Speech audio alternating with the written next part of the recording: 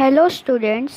आज हम पढ़ने जा रहे हैं क्लास 10th मराठी विषय की पहली कविता, जो कि एक प्रार्थना है जिसका नाम है तू बुद्धि दे। इसके रचयिता गुरु ठाकुर हैं, जिनका जन्म 1968 में हुआ। गुरु ठाकुर जी बड़े ही प्रसिद्ध कवि, गीतकार, स्तंभ लेखक, नाटककार, कथाकार, पटकथा लेखक तथा संवाद लेखक हैं।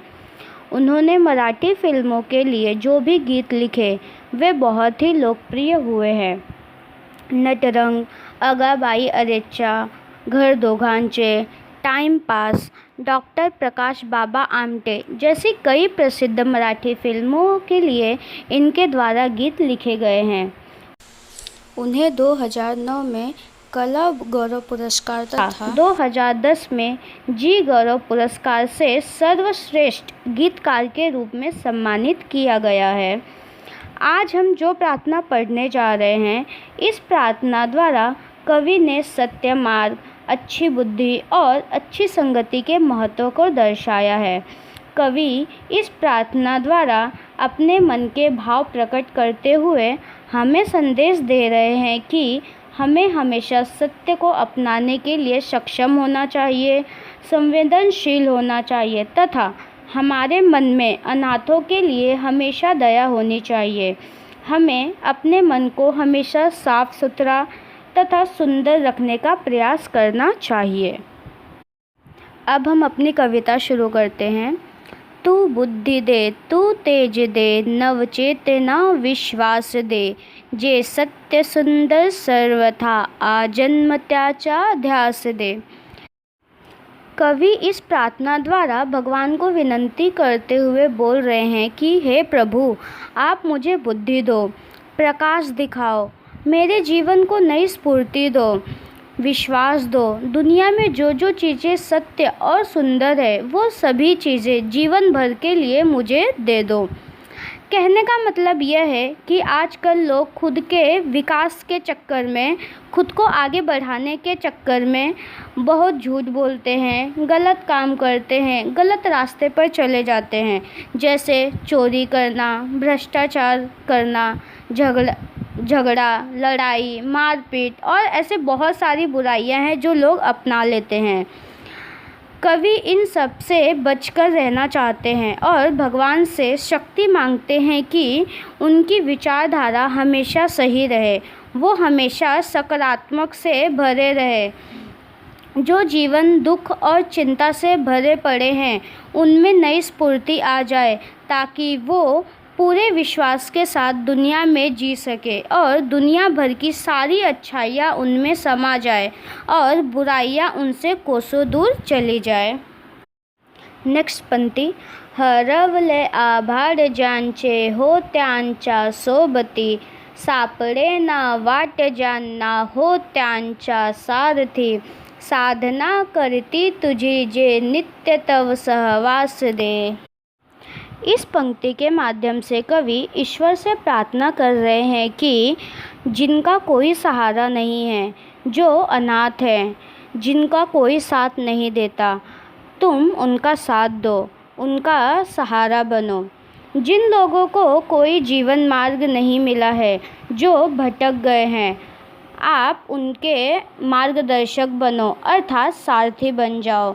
और जो लोग आपकी सच्ची भक्ति करते हैं, सच्चे हृदय से आपको मानते हैं, आप उनका साथ कभी नहीं छोड़ना, हमेशा उनकी ढाल बनकर उनकी रक्षा करना, उनके पीछे हमेशा खड़े रहना।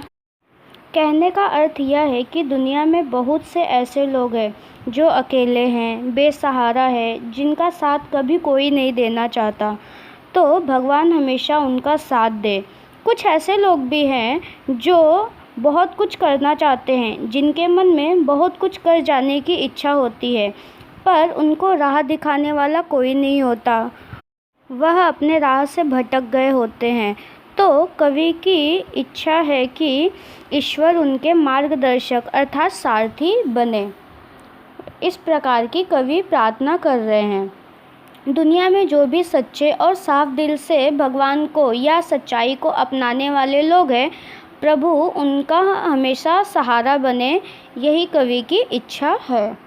नेक्स्ट पंक्ति, जाड़ा वेया दुर्बलाचे दुःख आणि वेदना, तेवत्या राहो सदा रंध्रतोनी संवेदना, धमन्यातल्या रुधिरासया खल भेदयाची आस दे, सामर्थ्य या शब्दास आणि अर्थ या जगण्यास दे। इस पंक्ति में कवि कहते हैं कि जो भी पीड़ित, दुर्बल, दीन, दुखी लोग हैं, उनकी जो भी तकलीफ़ें हैं, परेशानियां हैं, मैं उन्हें समझ सकूं। ऐसी संवेदना मेरे नसों में दौड़ती रहे, मेरे नसों में वह रक्त भी बहता रहे जिससे मुझे दुष्ट, दुर्जन यानी गलत या बुरे लोगों को नाश करने की प्रेरणा मिले। मेरे शब्दों को असीम शक्ति तथा मेरे जीवन को अर्थ दो, ऐसी प्रार्थना कवि भगवान से करते हैं। कहने का मतलब यह है कि हमें हमेशा ज़रूरतमंदों की तकलीफ़ों को समझनी चाहिए, उनकी मदद करनी चाहिए। मदद हमेशा पैसों से ही की जाए ये ज़रूरी नहीं है, या मदद हमेशा घर के बड़े ही करें ये भी ज़रूरी नहीं है। एग्ज़ाम्पल, आप मानो अगर कोई एक बच्चा या बच्ची है जिसे पढ़ाई करने की इच्छा है और उसके पास बुक के लिए पैसे नहीं हैं, तो हम और आप अपनी पुरानी किताबें या फिर ज़रूरत की जो भी पुरानी चीज़ें जो हम इस्तेमाल नहीं करते, जैसे पेन, पेंसिल, बैग या और भी कोई जो चीज़ें हैं, वो हम क्या कर सकते हैं, उन्हें दे सकते हैं।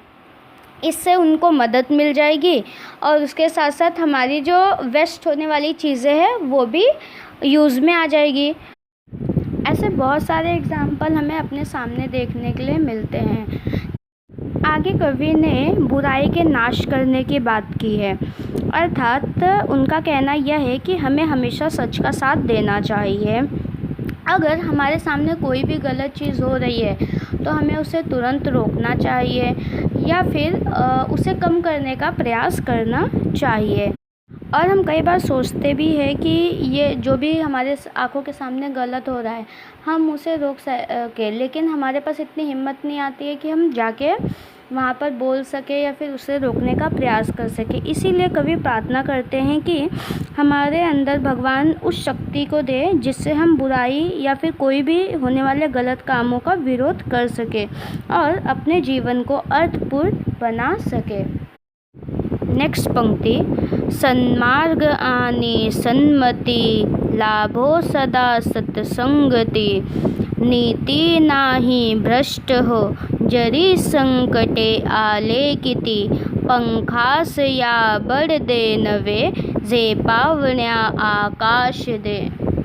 अंतिम पंक्ति से कवि ईश्वर से विनती करते हैं कि वो हमेशा सही राह पर चले, उनके विचार हमेशा सच्चे और सही हो, साथ ही उनको अच्छे लोगों की संगति हमेशा मिले।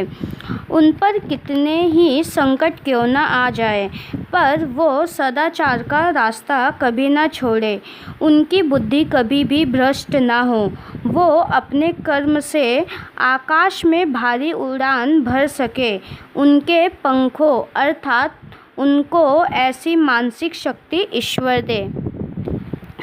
इस पूरी प्रार्थना द्वारा कवि ने हमें बहुत कुछ समझाने की कोशिश की है, जो कि आज के जीवन में बहुत ही ज़रूरी है और हम सभी को कवि द्वारा किए गए प्रार्थना के हर बातों पर अमल करना चाहिए। आई होप हम सभी हमेशा सही राह पर चलें, भगवान हमें भी अच्छी संगति दे, अच्छे विचारों और अच्छी मानसिकता के साथ पंख के बल पर हम भी आकाश में एक भारी उड़ान भर सके। Thank you.